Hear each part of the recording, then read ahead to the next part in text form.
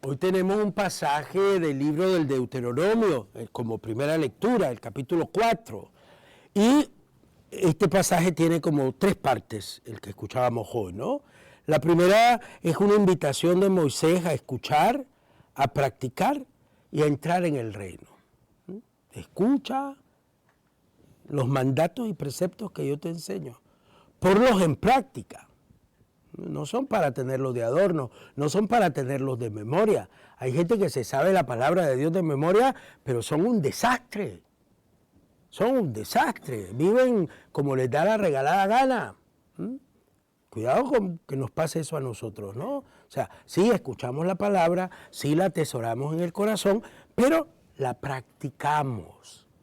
Si eso está desconectado, tú no te has convertido. Eres un ideólogo.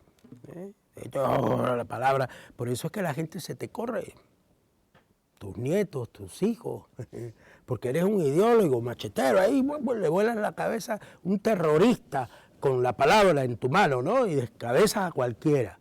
Si tú no amas, no importa lo que tú dices. Si estás lleno de odio, si estás lleno de... no importa lo que tú dices. Los hijos te dan cuenta, los hijos se dan cuenta, los nietos se dan cuenta. Los bisnietos se dan cuenta, ¿no es verdad, señora San José? Claro, sí, sí. Y dicen, pero mi abuelita va a misa siempre, pero mira, es venenosa. Yo he escuchado eso de labios de nietos, ¿eh? Sí, de nada le sirve, me decía un señor la otra vez, de nada le sirve. Habría que pensar, ¿no? Entonces, la primera parte es una exhortación a escuchar, a practicar y para entrar en la tierra prometida, la vida nueva que el Señor nos promete. ¿Cuántos dicen amén? Amén. La segunda parte de este pasaje que escuchábamos hoy es también una exhortación para considerar la cercanía de nuestro Dios. ¿Por qué lo escuchamos? Porque nos acompaña, porque viene con nosotros. ¿Qué nación? Lo dice en tono positivo, claro, el autor, ¿no? Pues se pudiera decir en forma negativa también, pero él lo dice en forma negativa. ¿Cuál otra nación tan grande que tenga dioses tan cercanos como lo está nuestro Dios? Siempre que lo invocamos. ¡Qué seguridad, eh! ¿Y por qué nos escucha el Señor? Porque escuchamos, practicamos y vivimos en su presencia. Por eso nos escucha el Señor. Por eso es que está cercano a nosotros.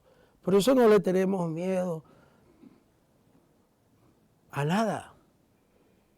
A los criminales que gobiernan no les tenemos miedo. ¿Sí? El Señor nos acompaña, viene con nosotros. Nosotros no somos una nación de gente sin fe que tiembla ante los monstruos de este mundo. No. Nosotros somos valientes, porque el Señor nos acompaña y nos escucha. ¿Cuántos dicen amén? Y finalmente este episodio termina con una advertencia a cuidar el corazón. Ten cuidado y atiende bien. Ten cuidado y atiende bien. No dejes que se aparte de tu corazón la palabra del Señor.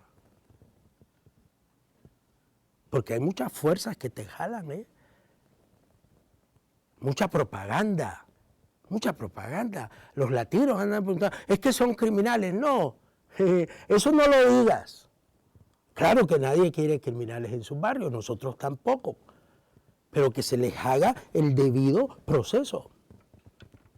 Eso es lo que tenemos que decir. A la gente se le tiene que hacer el debido proceso. Si no, se nos endurece el corazón, ¿eh? Ojo. Estamos hablando de cuidar el corazón. Si no cuidamos el lenguaje, nuestro corazón se endurece. Entonces, por el trato con el hermano, también tenemos que cuidar el lenguaje.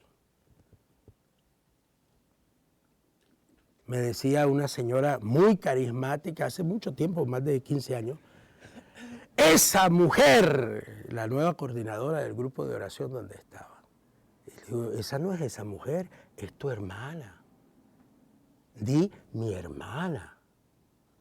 Tu hermana puede estar equivocada, pero si tú dices mi hermana, cambia el tono, ¿no? ¿Se dan cuenta? Es distinto decir esa mujer a decir mi hermana está equivocada. Son dos cosas distintas, piénsenlo. Parece una semántica tonta, pero no lo es. Entonces Moisés termina diciéndonos, ten cuidado y atiende bien, que no se aparte tu corazón de las cosas del Señor. Me parecen consejos hermosos, ¿no? Porque nosotros tenemos que cumplir la parte de la alianza. Jesús ha hecho una alianza con nosotros. Él siempre cumple su parte, pero nosotros no. Tenemos que aprender a cumplir la parte de nuestra alianza y cuidar nuestro corazón.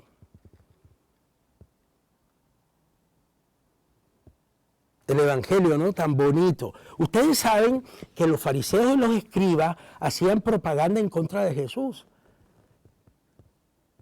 Y decían que él trataba de apartarlos de la ley de Dios, que él había venido a abolir la ley de Dios.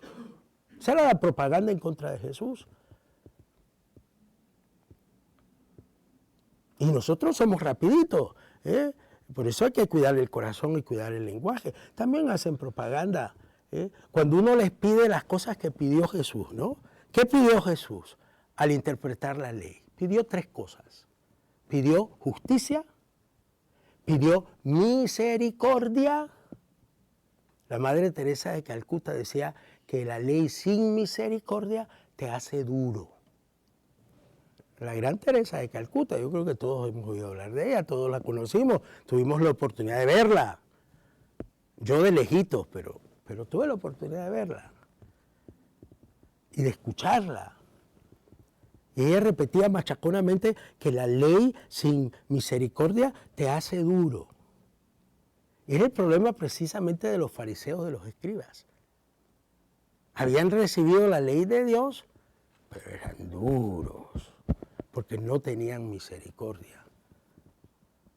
Para con nadie, ni con ellos mismos. Hay veces es bueno pellizcarse un poquito para ver si te duele la piel, ¿no? Y pensar que al hermano también le duele la piel. Y entonces, y la tercera cosa que hay que interpretar la ley es con fe. Es una ley dada por el Señor, no es una legislación meramente humana. Si no tenemos estos tres elementos interpretativos que Jesús nos da de la ley, hasta el Evangelio se hace duro, ¿eh? Y entonces hacen propaganda en contra de Jesús porque les dice precisamente esas tres cosas. Justicia, misericordia, fe. Justicia, misericordia y fe. Es más, cuando Jesús es duro aplicando la ley, porque lo es, siempre lo hace dentro de este contexto. Justicia, misericordia y fe.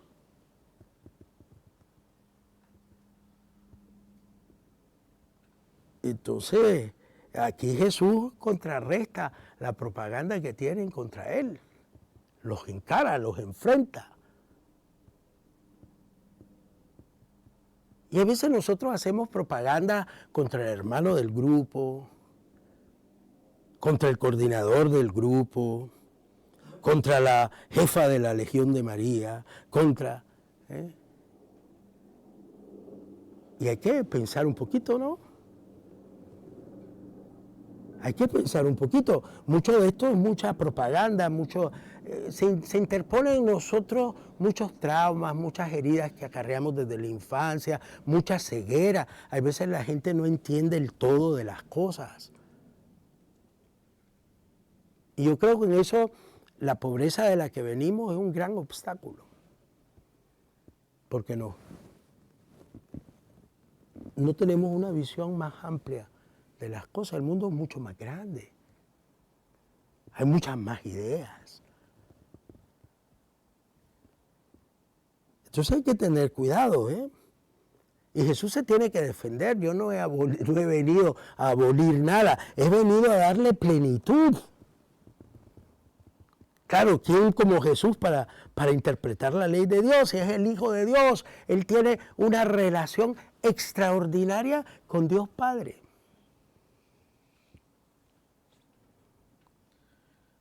Que no han escuchado que lo que quiero es compasión y misericordia. No han entendido. Entonces la ley es un acto de compasión para nosotros. Pero la tenemos que entender dentro de estos parámetros. Justicia, misericordia y fe.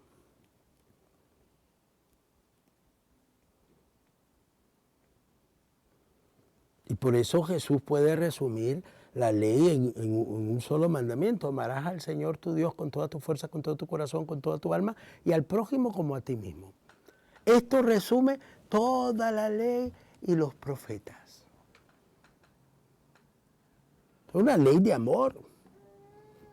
Jesús siempre le dio prioridad al amor, a la compasión, a la generosidad, a la confianza, al interpretar la ley.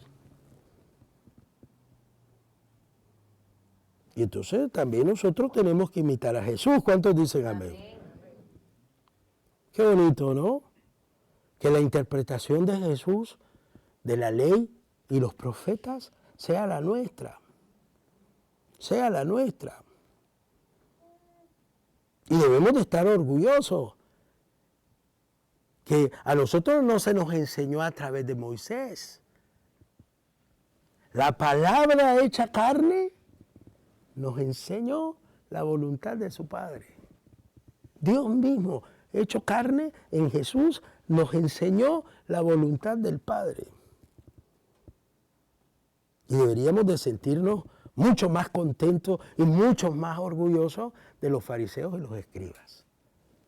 Pero entonces tenemos una obligación mucho mayor. Se nos ha revelado la persona del Dios vivo, ¿no? En el Evangelio de Juan hay una frase muy bonita de Pedro. A mí me encanta el personaje de Pedro. Pienso que después de Jesús y María, es el chavalo de la película. Él es como los otros, mete las patas, dice brutalidades, pero dice cosas muy bonitas. Señor, ¿a quién iremos? Solo tú tienes palabras de vida eterna. Hasta se me paran los pelitos, ¿no? ¿A quién iremos?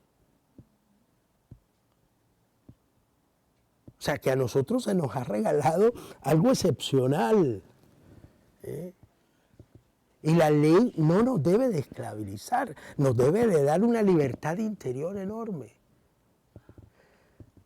Y tenemos que saber que solo en Jesús podemos encontrar la vida eterna.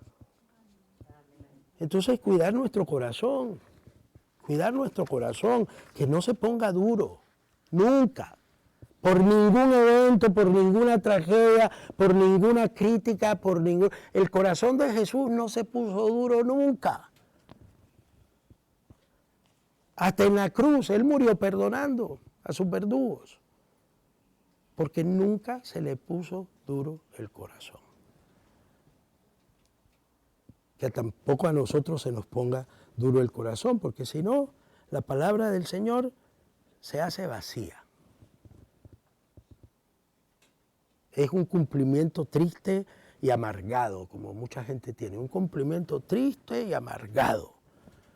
No, nosotros cumplimos la palabra del Señor con alegría, con gozo. La guardamos en nuestro corazón y por eso somos capaces de dar frutos para la vida eterna. Y podemos hacer la oración de Pedro. Señor, ¿a quién iremos? Solo tú tienes palabras de vida eterna. Amén. Amén.